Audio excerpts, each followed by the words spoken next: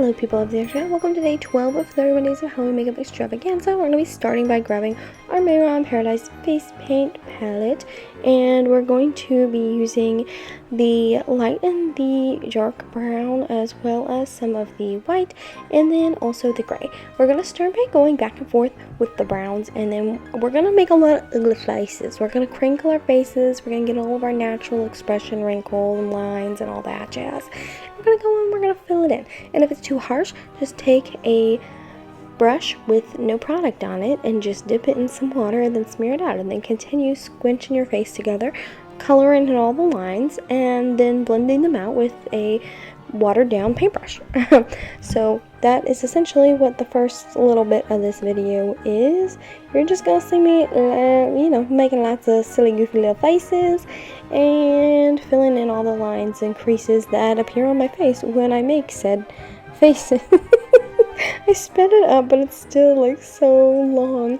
I tried to do this on my lips, but then I ended up just like hand painting the individual lines. But yeah, essentially you're just gonna keep going in, shading, blending, adding, moving, blending, taking away, all that jazz until you're happy with it. Like, example, my mouth lines right here, way too dark. I was not happy with them, so I ended up blending them out. But I'm just adding age spots and lines, and oh, I just cracked my wrist. And just we're becoming a little old lady, so just whatever we gotta do to get there. This is my creative process.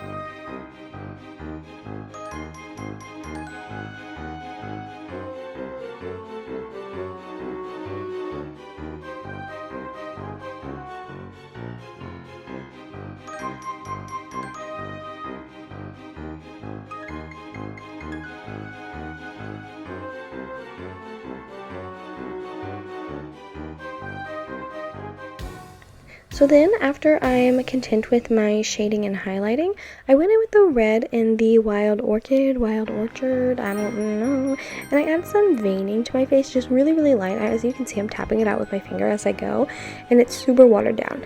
Then I went in with some more of the browns in the white just to add a little bit more dimension in a few little places, just as some final detailing. And then I also did my neck and chest as well. I wasn't nearly as detailed on my neck and chest because I have a lot of hair and it covers up that area pretty well, so I didn't need to do crazy details.